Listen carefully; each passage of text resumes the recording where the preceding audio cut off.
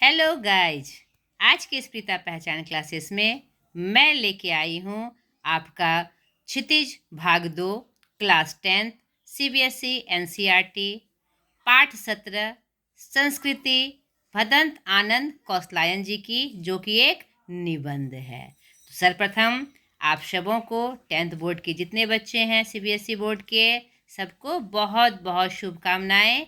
आपका exam running position में है और बेटा हर एग्ज़ाम चाहे वह किसी भी विषय का हो, किसी भी सब्जेक्ट का हो, आपको पूरी तैयारी करके जानी है। ठीक है, तो मैं आपको हिंदी पढ़ाती हूँ। तो हिंदी के लिए मेरा सजेशन है कि आप कोई भी पार्ट छोड़े नहीं। ठीक है, आपका जो रिलेटेड सिलेबस है पूरे साल का, उसे आप नहीं छोड़े। तो उसी क्रम में यह पाठ मैं लेकर आई हूँ जो आपके सिलेबस का एक प्रमुख हिस्सा है। तो आज के इस पाठ में हम जानेंगे लेखक परिचय, उसके बाद पाठ परिचय और अंत में प्रश्न अभ्यास। और एक और सलाह है आपके लिए कि कोई भी सब्जेक्ट हो, उसका जो आपके सिलेबस में जो पार्ट है, जो कंटेंट है, कम से कम उसको एक बार पढ़ लेना ज़रूर है। खासकर लैंग्वेज वाले जो जितने भी आपके चैप्टर्स हैं वो आपको पढ़ लेना है, जिसकी थ्योरी आपके लिए आवश्यक है। हिंदी हो चाहे सोशल हो या जिस चीज़ का एग्ज़ाम हो गया तो हो ही गया, लेकिन आगे के लिए आपको सावधान रहना है। ठीक है, अब तो आपका एक ही एग्ज़ाम बचा, मैथ। तो मैथ में भी आपका जो चैप्टर्स होता है बचा हुआ है, जो आपने नहीं देखा है तो उसे टालिएगा नहीं। आपको भरपूर समय है मैथ के लिए, तो आप पूरी तैयारी एकदम अपनी कंप्लीट करके जाइएगा। ठीक है, आगे के भी क्लासेस में इस बात का हमेशा ध्यान रखना है कि आपको हर चैप्टर्स को कम से कम एक बार रीड जरूर करना है और उसका बाद में फिर रिवीजन करना है। तो आप देखिएगा कि आपकी जो रफ्तार होगी पढ़ने की और जो समझ होगी, उसमें जो समझ शक्ति बढ़ेगी आपकी, वह बहुत ही सराहनीय होगी। ठीक है बेटा, चलिए समय को न गवाते हुए हम स्टार्ट करते हैं आपका आज का वीडियो। तो पहले लेखक परिचय से। भदंत आनंद कौशलायन जी बौद्ध भिक्षु थे, पाली भाषा के मूर्धन्य विद्वान तथा लेखक, रचनाकार, निबंधकार थे। वे 20वीं सदी के सर्वश्रेष्ठ बौद्ध धर्म के क्रियाशील व्यक्ति। इन्होंने समभाग के लिए, पूरे जनता के कल्याण के लिए, पूरे विश्व के जनता के कल्याण के लिए जगह जगह घूमकर उन्होंने बौद्ध धर्म का प्रचार किया। और इनके राहुल शंकरतायन जी जो थे, भीमराव अंबेडकर जी और गांधी जी, तीनों इनके मतलब के लिए बहुत चहेते व्यक्ति थे। उनके मार्गदर्शन में उन्होंने, उनके मार्गदर्शन मतलब उनके पढ़े हुए शास्त्र के मार्गदर्शन में उन्होंने जो मानवता का मूल्य है उसका प्रचार प्रसार किया और मानव जन से प्यार करना सीखा। तो उनके विकास के लिए, उनके अच्छाई के लिए उन्होंने बहुत सारे कार्य किए। तो ये 10 साल तक राष्ट्रभाषा प्रचार समिति के वर्धा के प्रधानमंत्री भी रहे। इनका जन्म 5 जनवरी 1905 ईस्वी को खत्री परिवार में हुआ था, सोहना गांव, अंबाला जिला, पंजाब, भारत में। और मृत्यु इनकी 22 जून 1988 83 वर्ष की अवस्था में भारत में हुई। इनके बचपन का नाम हरनाम दास था। इनके पिता लाला रामशरण दास जी जो अंबाला में अध्यापक के पद पे थे। माता का नाम इनका अप्राप्त है, कहीं विशेष जानकारी माता के संदर्भ में इनकी प्राप्त नहीं हो रही है। और इनकी जो प्रमुख कार्य एवं रचनाएं थी, जिसमें त्रिपठिक ग्रंथों एवं जातक की कथाओं का हिंदी में अनुवाद इन्होंने किया था। 6 खंडों में इन्होंने जातक कथाओं का अनुवाद किया है।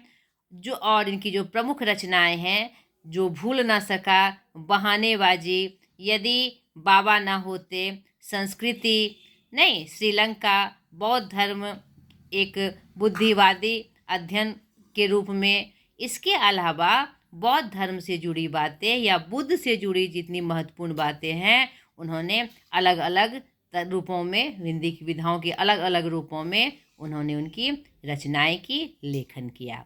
तो यह इनका शॉर्टकट लेकिन संपूर्ण परिचय हमने दिया।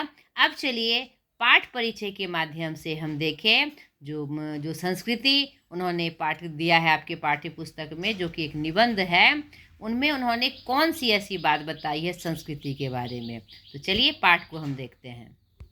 आपके पाठ्य पुस्तक में भी इनका परिचय है, उन्हें भी आप देख लें, ठीक है। तो इनके बारे में और कुछ जानकारी आपको प्राप्त हो जाएगी। तो चलिए अब पाठ की तरफ हम चलते हैं। देखिए, ये आपका पाठ है संस्कृति। ध्यान से समझिए, थोड़ी सी महत्वपूर्ण बात है इसमें, और अगर आप ध्यान से नहीं सुनते हैं तो फिर आपको समझ में नहीं आएगा। यहाँ पर उन्होंने सभ्यता और संस्कृति जो शब्द है उसकी विवेचना अपने तरह से की है, जो अपने आप में बिल्कुल सटीक है, ठीक है। तो इन्होंने स्टार्ट ही किया है कि जो सबसे कम समझ आते हैं और जिसका सबसे ज़्यादा प्रयोग होता है वे शब्द है सभ्यता और संस्कृति। इसी क्रम में संस्कृति को बताते हुए और सभ्यता की परिभाषा देते हुए ये इन्होंने पाठ को आगे बढ़ाया है। हमारी जो परंपरा चली आई है, पुराने समय से जो परंपरा चली आ रही है, हमने देखा कि आज से बहुत साल पहले तक हम में कोई सभ्यता नहीं थी, अर्थात रहने खाने का तरीका हमें पता नहीं था। तो इन्होंने इस पाठ में सभ्यता के बारे में क्या बताया है, हमने जो रहन सहन के तरीके सीखे, आज जो हम उठना बैठना सीख गए, घरों में रहने लगे, अच्छे व्यवस्थित ढंग से कपड़े पहनने लगे, भोजन पकाकर खाने लगे, यह सब हमारी क्या है, सभ्यता है। लेकिन इन्होंने संस्कृति का जो विवेचना किया है वह बहुत ही सुंदरतम ढंग से उन्होंने किया कि संस्कृति क्या है। यानी संस्कृति जो हमारे सभ्यता को जिसने श्रेष्ठकर बनाया, जो हमारे सभ्यता का कारण हुआ, नहीं जिसके फलस्वरूप हम सभ्य हुए, उसका जिसने आविष्कार किया वो वास्तव रूप से संस्कृत व्यक्ति था, और उसी को संस्कृति का नाम उन्होंने दिया है। यहाँ पर दो उदाहरण उन्होंने दिया है कि आग की जब आवश्यकता पड़ी होगी, यानी तो वो आग जलाना भोजन की एक पकाने के लिए या फिर भोजन को सही रूप में खाने के लिए, क्योंकि चिरकाल से ही भोजन हमारी क्या कहते हैं, चिरकाल के हमेशा से थी और रहेगी, हमारी मूलभूत आवश्यकता है। हम किसी के बिना रह जाए लेकिन भोजन के बिना नहीं रह सकते। तो उस ज़माने में ही आग का आविष्कार भोजन की सुविधा को मतलब सुसंस्कृत बनाने के लिए, अच्छा बनाने के लिए आग का आविष्कार हुआ। तो उन्होंने यहाँ पर हमारा ध्यान आकृष्ट किया है कि जिसने आग की खोज की, नहीं जिसने आग की खोज की, आज हम अलग अलग तरीके से चूल्हा जलाते हैं, आग को बहुत ही सुगम रूप में प्राप्त कर लेते हैं। लेकिन कल्पना करिए उस समय की जब आग नहीं था, आग तो था लेकिन आग की जानकारी हमें नहीं थी, उसकी उपयोगिता की जानकारी हमें नहीं थी। तो जिसने सर्वप्रथम इस बात को ढूंढा या आविष्कार किया तो वास्तव में वह सबसे सुसंस्कृत व्यक्ति था। वही हमारी संस्कृति थी जिसने आने वाली पीढ़ी के मार्ग को सुगम बनाया। इस क्षेत्र में सुई धागा का उन्होंने उदाहरण दिया है। उस जमाने में सुई धागा का आविष्कार पत्थरों को घिस कर उसमें सुराख कर जो सुई धागे बनाए गए, तो निश्चित रूप से सर्दी, तूफान, गर्मी या फिर अब मौसम से बचाव के लिए, अपनी सुरक्षा के लिए कपड़ों की आवश्यकता उन्हें हुई होगी, और दो चीज़ों को जोड़ा जा सकता है सुई के माध्यम से, ये प्रथम प्राथमिकता रही होगी, इसलिए सुई का आविष्कार हुआ। लेकिन आज हम सुई की जादू जो होती है, जो जादू है हमारे समाज में, उसका जो महत्व है वह किसी से छुपा नहीं है। लेकिन आप कल्पना करिए जिसने पहली बार इसका आविष्कार किया होगा और इस चीज़ को समझा होगा, वह कितना सुसंस्कृत व्यक्ति होगा। तो यहाँ पर लेखक ने उसे संस्कृति माना जिसने हमारे सुई धागे के मार्ग का सारा मार्ग प्रशस्त किया, नहीं सीधा साधा राह बनाया और उसको साथ लेकर हम आगे बढ़ते चले गए, सभ्य होते चले गए। नहीं, बड़े सुंदर तरीके से उन्होंने वर्णन किया है। और एक और उदाहरण इन्होंने आगे के क्रम में दिया है गुरुत्वाकर्षण का, नहीं जो हमारे क्या कहते हैं, जो आधुनिक उदाहरण के रूप में न्यूटन जी का वे लेकर आए हैं कि गुरुत्वाकर्षण का सिद्धांत का आविष्कार हुआ। यह हमारे मानव का एक बहुत बड़ी पहल थी, ठीक है। उसके बाद बहुत सारे आविष्कार हुए, बहुत सारी बातें हमने जानी। नहीं, लेकिन ये न्यूटन का जो आविष्कार था, वह एक ऐसा सुसंस्कृत व्यक्ति था जिसने इसके माध्यम से और सारी बातों को जानने का मार्ग प्रशस्त किया। तो वह सबसे सुसंस्कृत व्यक्ति मानते हैं जिसने मानव कल्याण के लिए, मानव को सभ्य बनाने के लिए आगे का मार्ग प्रशस्त किया। और ऐसी बहुत सारी बातों का आविष्कार हुआ जिसे खुद न्यूटन भी नहीं जान पाए, लेकिन उन्होंने सर्वप्रथम ऐसा मार्ग प्रशस्त किया जिसमें हम आगे बढ़कर आज एक सुसभ्य जीवन जी रहे हैं। ठीक है, इसी को बताते हुए, इसी को समझाते हुए कि संस्कृति क्या है और सभ्यता क्या है, दोनों में क्या सूक्ष्म अंतर है। संस्कृति क्या है? जिसने हमें नए अध्याय को, हमारी किसी चीज से, किसी विषय वस्तु से जो हमारी नई पहचान कराई, वह सुसंस्कृति है। और उस अनुरूप चलना, वह क्या है? हमारी सभ्यता है। जिसने पहला आविष्कार किया और आने वाली पीढ़ी ने जो उसका उपयोग किया, तो पहला जिसने आविष्कार किया वह संस्कृति थी हमारी, और जिसका हमने पालन किया और उस मार्ग पे चलते हुए हम सभ्य होते चले गए, वह हमारी सभ्यता है। तो बड़ा ही सुंदर रूप से इन्होंने इसका वर्णन किया और बहुत ही सुंदर तरीके से दोनों का जो भाव था वो हमें समझाया। इसीलिए यह जो निबंध है अपने आप में एक अनूठी प्रयास है उनकी, और एक बहुत ही महत्वपूर्ण तथ्य के रूप में हमारे सामने आती है। यहाँ पर इन शॉर्ट में उन्होंने यह स्पष्ट किया कि भौतिक प्रेरणा और ज्ञानोपशा वे मानव संस्कृति के माता पिता हैं, और क्या कहते हैं, उसको आगे के क्रम में उस अनुसार चलना नहीं, वह हमारी क्या है? सभ्यता है। अगर भौतिक प्रेरणा नहीं होती, उस किसी भी ज्ञान के प्रति हमारी जब बुभुक्षा, मतलब कि इच्छा नहीं होती, मतलब ज्ञान पाने की अगर आक्रामक वाली चाहत नहीं होती, तो शायद उस संस्कृति का जन्म नहीं होता। चाहे पहला जो कोई भी आविष्कार का आप उदाहरण ले लीजिए, अगर वो हमारे साथ आज नहीं होता तो हम इतना सुसभ्य तरीके से आगे नहीं बढ़े होते। नहीं, तो वह हमारी संस्कृति है जो क्या कहते हैं, हमें एक सभ्य समाज में जीने का हमें अवसर प्रदान करती है। तो इसी के साथ, इसी को समझाते हुए, इस भाव को समझाते हुए यह निबंध आगे बढ़ती है। और क्या कहते हैं, यहाँ पर एक और उदाहरण उन्होंने दिया है कि कैसे रूस के जो भाग्य विधाता थे लेनिन ने, मतलब कि यहाँ पर इस उदाहरण से उन्होंने यह स्पष्ट किया है कि संस्कृति हम उसे ही कह सकते हैं जो मानव कल्याण के लिए एक महत्वपूर्ण आविष्कार से हमारा परिचय कराता है और आगे का मार्ग प्रशस्त करता है। नहीं, उसी क्रम में उन्होंने लेनिन का उदाहरण दिया है, कार्ल मार्क्स का उदाहरण दिया है, जो मानव कल्याण के लिए, आगे के समाज हित के लिए उन्होंने अपना सब कुछ कुर्बान कर दिया। नहीं, रूस के जो भाग्य विधाता लेनिन थे और कार्ल मार्क्स जो संसार के मजदूरों को सुखी देखने की कल्पना करते थे, उन्होंने सारा जीवन दुख में बिताया। अगर वो ऐसा नहीं करते तो उन्होंने जो प्रयास किए, उस प्रयास का सफल रूप आज हमारे समाज में दिखाई नहीं पड़ता। ठीक है, आगे सभ्यता की बात बताई जा रही है। सभ्यता क्या है? सभ्यता है संस्कृति का परिणाम।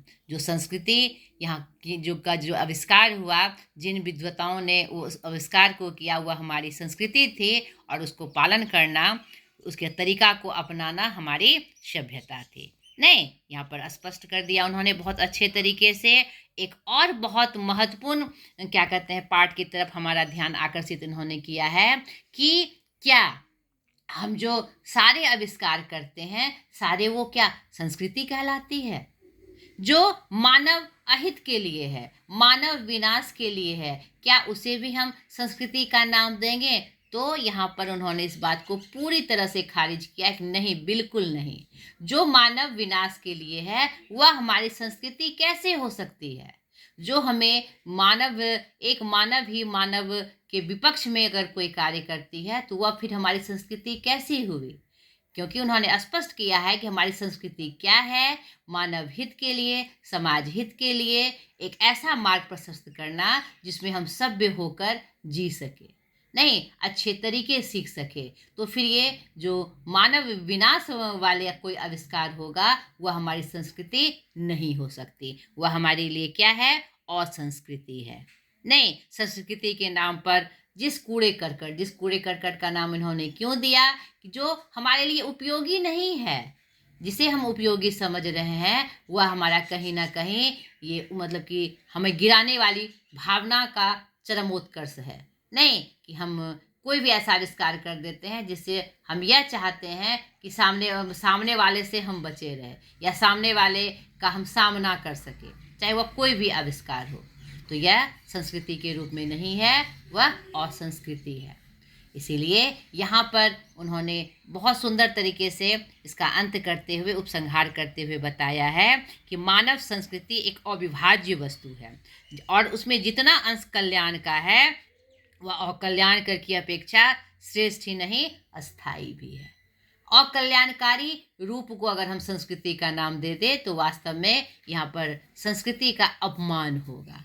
इसीलिए हमेशा कल्याणकारी भावनाओं से ओतप्रोत जो भावनाएं हैं, जो रूप है, जो विषय वस्तु है, वही हमारी संस्कृति है। ठीक है बेटा, तो इस पाठ को, बहुत छोटा सा पाठ है, इसे और अच्छे से पढ़ लीजिएगा ताकि जो इनके जो मुख्य तथ्य हैं, नहीं वह बातें और आपको स्पष्ट हो जाए। मैंने तो स्पष्ट कर दिया, पढ़ने से और इससे संबंधित बातें आपको स्पष्ट हो जाएगी।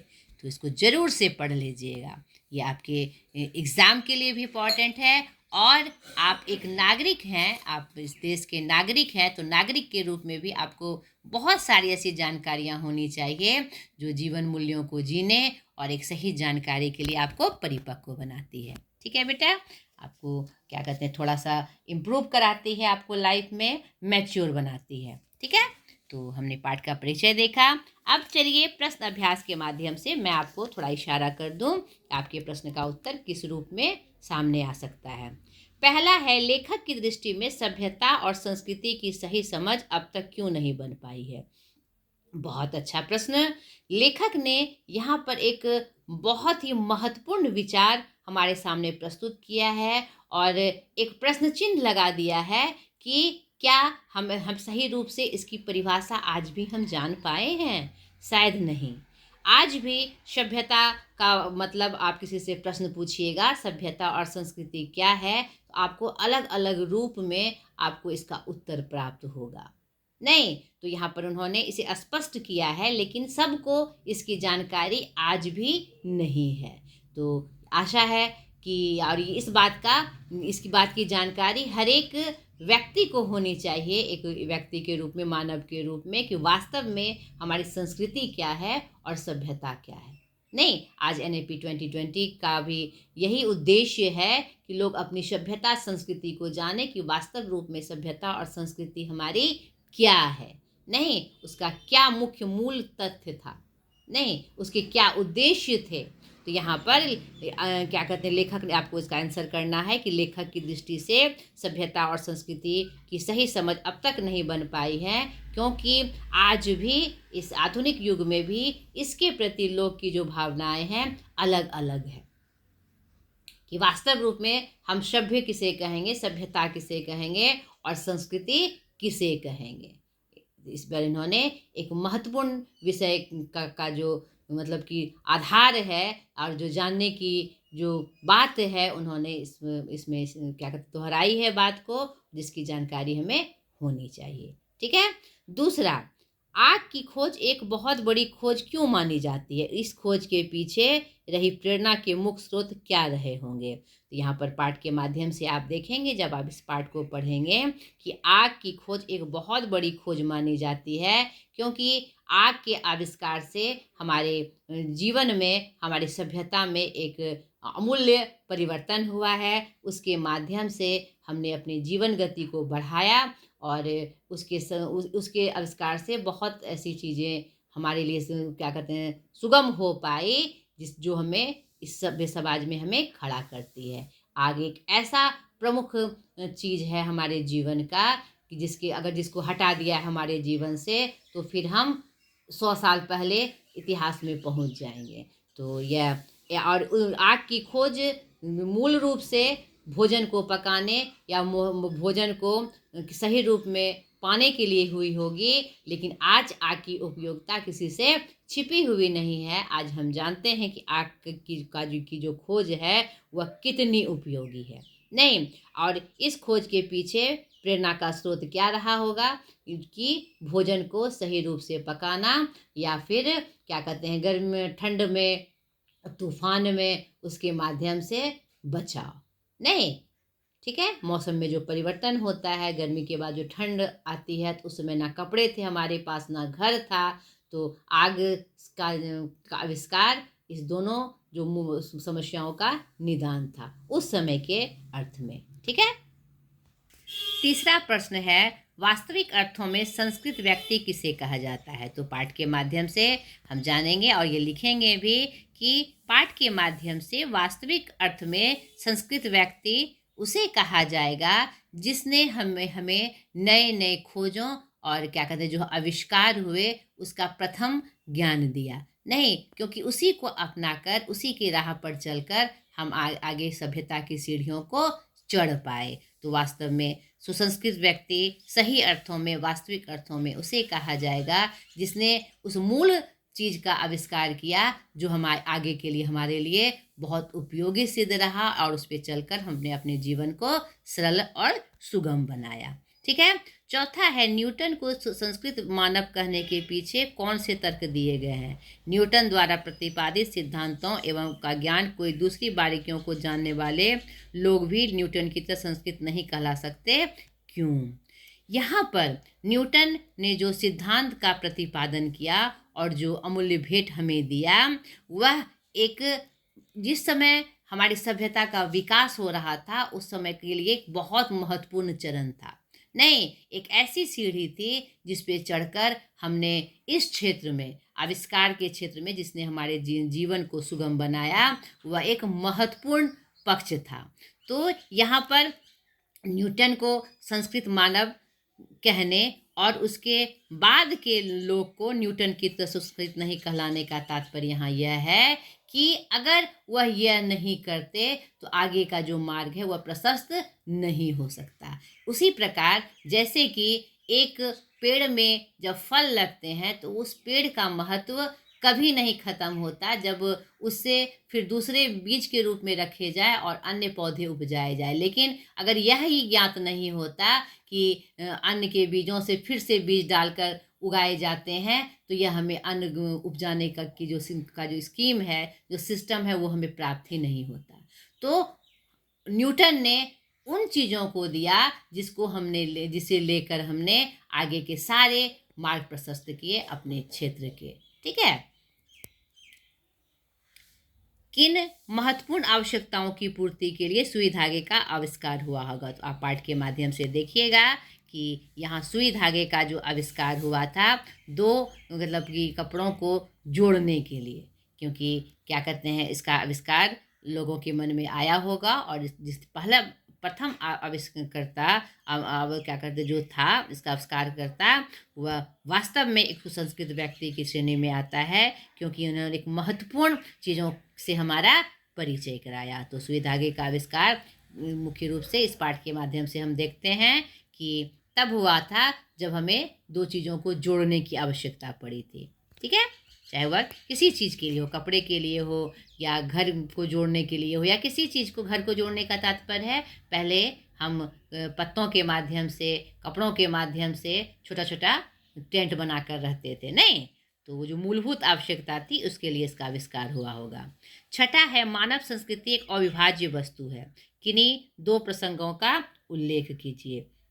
यहाँ पर बहुत ही क्या कहते हैं अच्छे तरीके से इसका वर्णन इन्होंने, लेखक ने किया है कि मानव संस्कृति एक अविभाज्य वस्तु है, यानी बांटने की प्रवृत्ति इसमें नहीं है कि हम दो पार्ट में बढ़ जाए, यह अविभाज्य है। अगर बांटने की प्रवृत्ति आ गई तो वह मानव हित के लिए नहीं हो सकती। तो उसी में दो प्रसंग है कि मानव संस्कृति को विभाजित करने की चेष्टाएं की गई।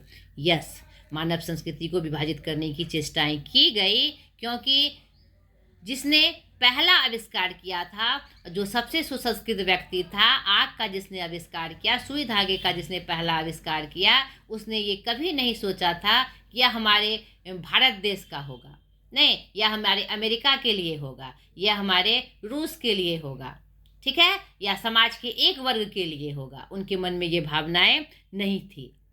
लेकिन आज हम देखते हैं कि किसी चीज़ का जब हम आविष्कार करते हैं तो कहते हैं कि यह हमारे देश का आविष्कार है, ठीक है, और ये हमने किया, और हमारी चेष्टाएं भी होती है कि यह मेरा है, यह उसका नहीं है। तो यह जो विभाजन हमने कह दिया तो वास्तव में यह क्या कहते हैं, मानव संस्कृति नहीं कहलाई।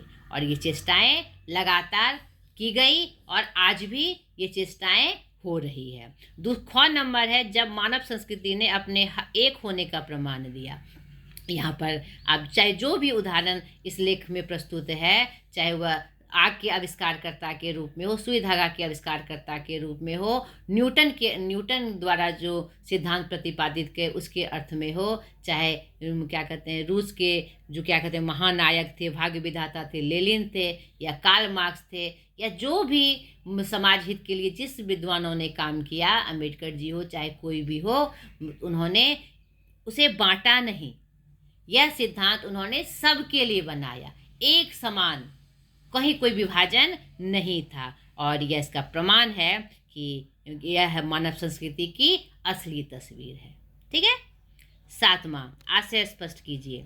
मानव की जो योग्यता उसे आत्म विनाश के साधनों का आविष्कार करती है, हम उसे उसकी संस्कृति कहें या अपसंस्कृति। तो प्रस्तुत पंक्ति इस तरह का जब प्रश्न आता है तो मैंने आपको बताया है कि सर्वप्रथम पाठ का परिचय दीजिए, फिर लेखक का परिचय दीजिए, उसके बाद उस पाठ के मुख्य भावों को बताते हुए पंक्ति से उसे संदर्भित करिए। नहीं तो आपको कैसे आंसर करना है?